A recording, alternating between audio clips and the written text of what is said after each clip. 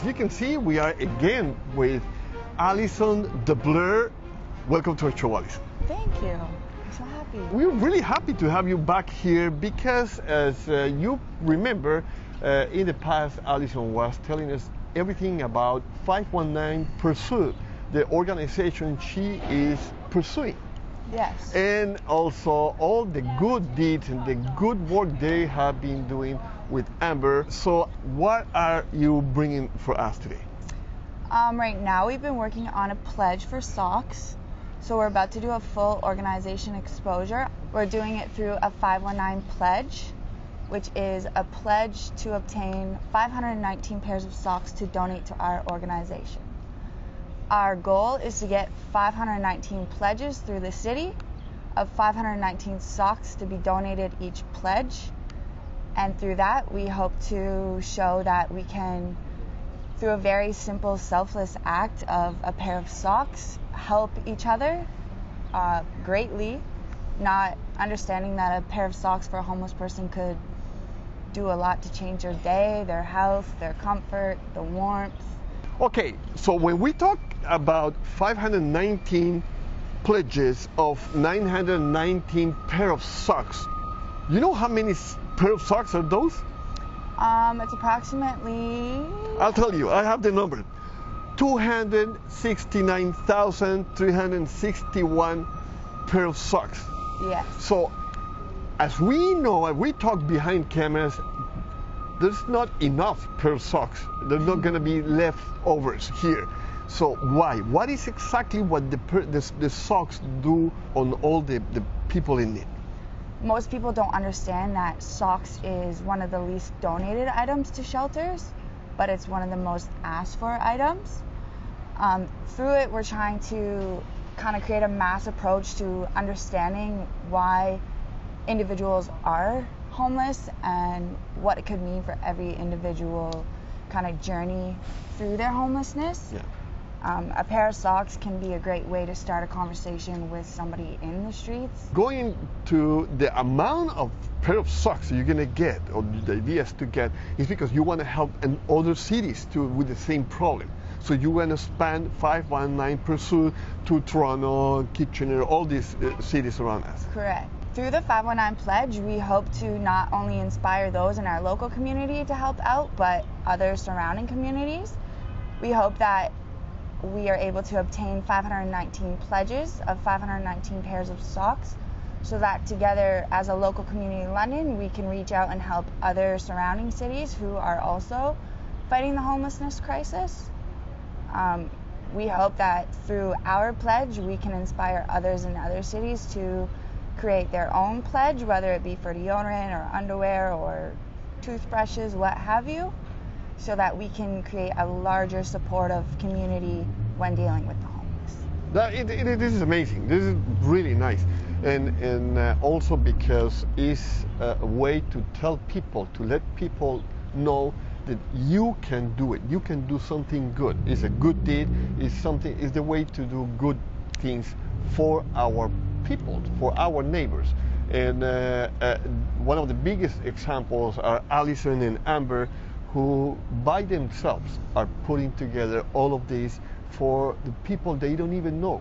They don't even have ever met, but they know they are in need. And yes, you have seen a lot of pictures through all this interview about what they have been doing in winter, in summer, all the time. And they are a very nice and big example for all of us when it matters to help the community and do good deeds for all. I wouldn't say that it's completely alone. We have a lot of help.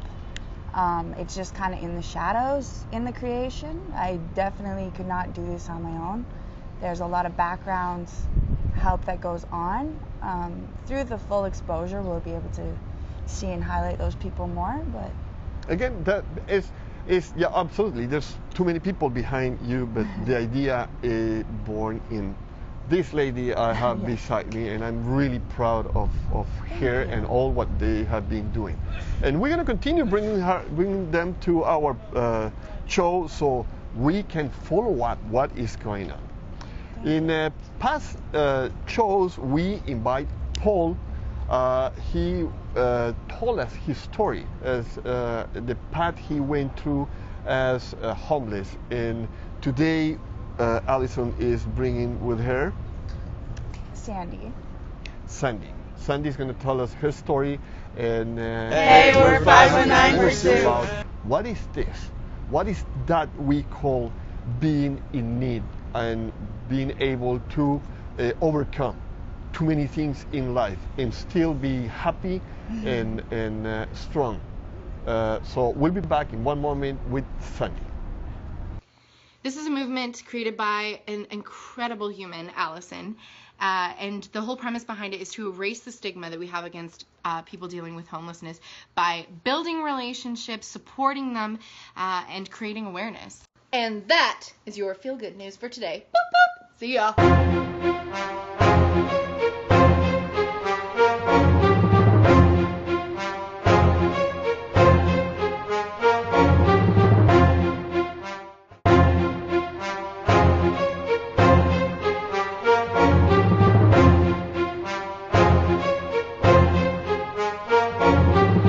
Okay, welcome back to Love First, and as we spoke with Allison, right now we have Sandy with us. Sandy, welcome to our show. Thank you.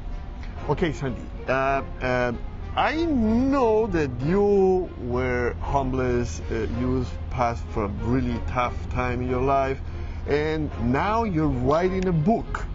But before we go to the book, tell us a little bit about you. What happened in your early ages? Well, from the age of 13 till 21, I was sexually abused by a family member. And when I approached my mother and the wife of the person who did it, they didn't believe me, so I got ousted from my family. And my mom kicked me out, and I ended up homeless. It was a really hard situation at home because of you exposed that member of your family who was abusing you? Yes. Really hard. Too hard. And you didn't find help outside. It was you looked only at home trying to solve the problem. No, I also tried to get help at school when the person got hired at my school as a janitor, but again, I was not believed, so I had nowhere to turn. Okay, behind cameras, Sandy was telling us that she was never involved in drugs or alcohol, and how hard it was for her to avoid that, because that's a common thing on the streets. It is common. It's very rare that there's people that don't do alcohol or drugs. Within the homeless community, it is a very high rate because of the stigma that goes with being homeless. People think that homeless people are worthless, more like scum of the earth. Yeah. To put it politely. Yes. You also have to have the willpower and to go forward and not to get into that.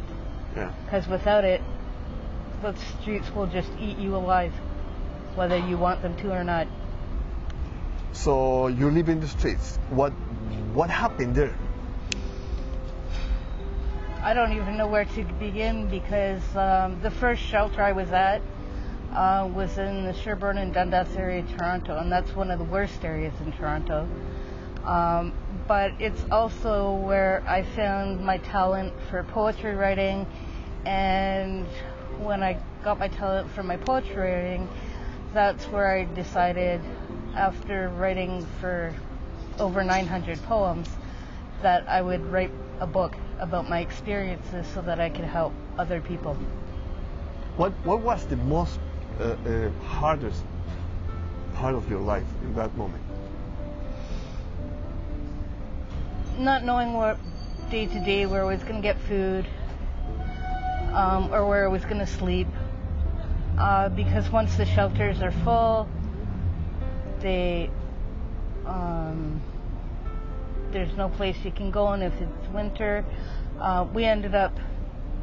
there was a bunch of us that ended up sleeping in Coronation Park in Toronto in the wintertime by the washrooms so that we could have a little warmth in the winter because there was no beds.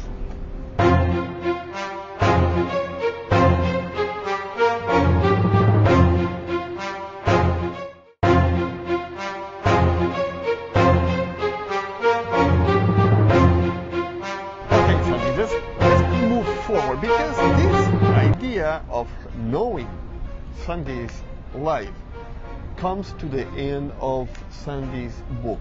She has written a book, and let's go to that point, Sandy. What is the book about?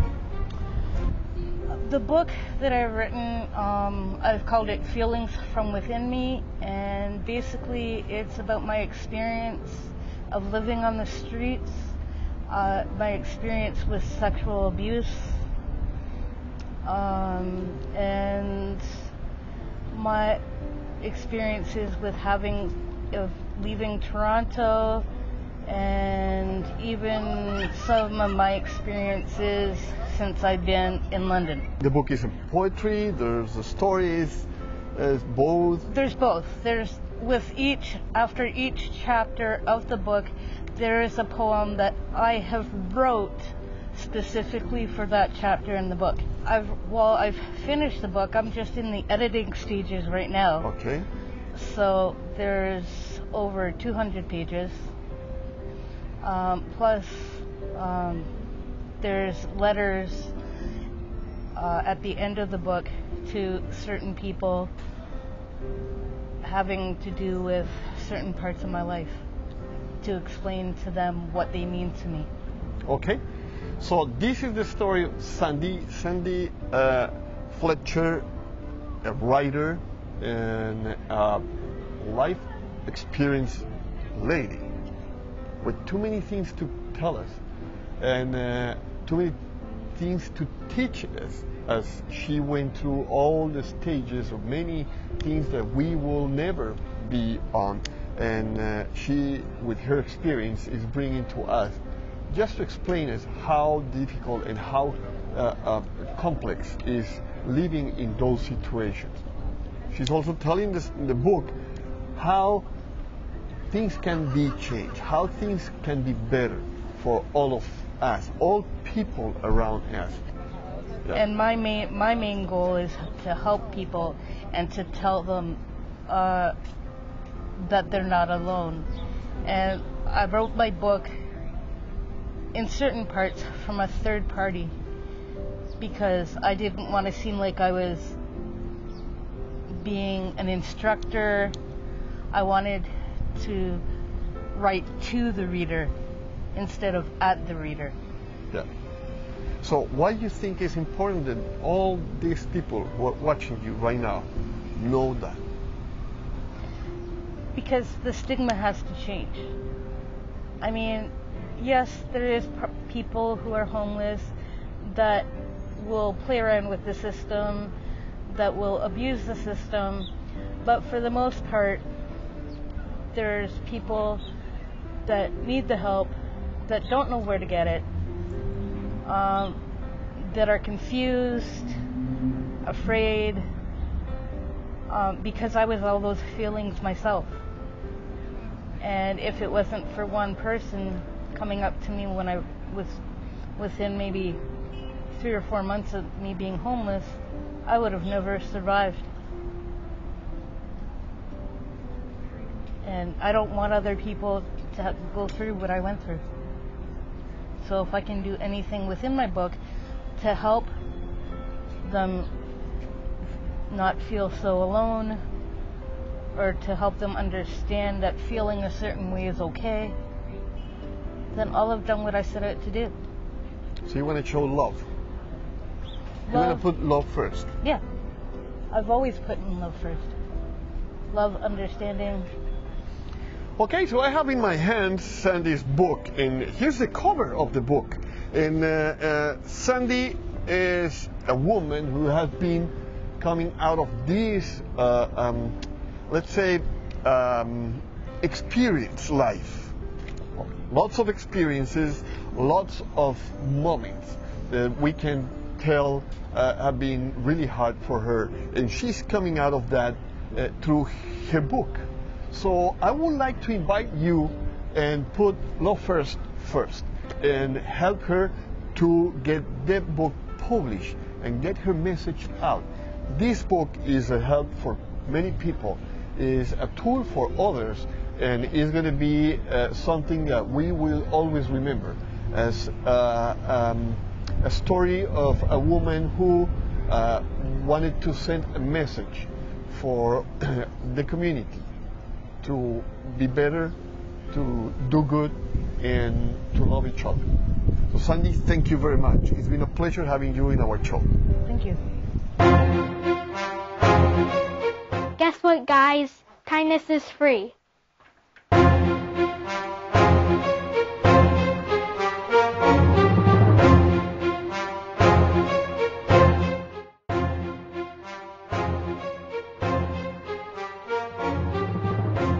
We are launching a project, a challenge for you, because we are going to make this world a better place to live in. And it's simple. At 12:30 your time around the world, stop for 1 minute and do something kind. Show love, show respect, hug the people around you, whatever you're comfortable with. Call someone and say, hey, I was thinking of you, and I just wanted to know that I really love you. 1 minute of love is going to be very easy for all of us to do this, to save the world, to make it a better place to live in. 1, 2, 3, 0. It's a minute of love. 1, 2, 3, 0. 12:30 every day, a minute of love.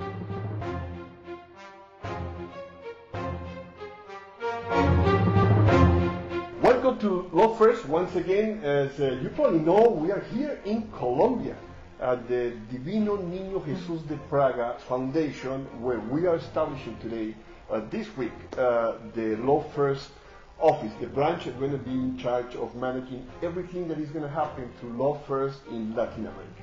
And with us we have today Catalina Gomez and Felipe Novoa. They are a couple. We have Elena too. And we cannot miss anybody. So today, we met them today, and they told us a beautiful story of a foundation they're running in the north of Colombia, which they're helping a lot of kids that have been suffering because of the lack of transportation, because of the lack of resources, basically. But the beauty of this community, as Catalina is going to tell us, is how this community is being growing and encouraging themselves to be the best, to grow, to give away, to give back, and basically to live love first and to live happy. So welcome to our show. Thank you very much. Welcome Very to the show. happy. Thank you, Jorge. Tell us about your story. There's a beautiful story she has, because from life experiences comes really beautiful things when you have your heart and you want to do good to your community. Okay, so my story also started 8 years ago when I had a huge accident, and I really had a bad time, and I made a promise to change many people's lives.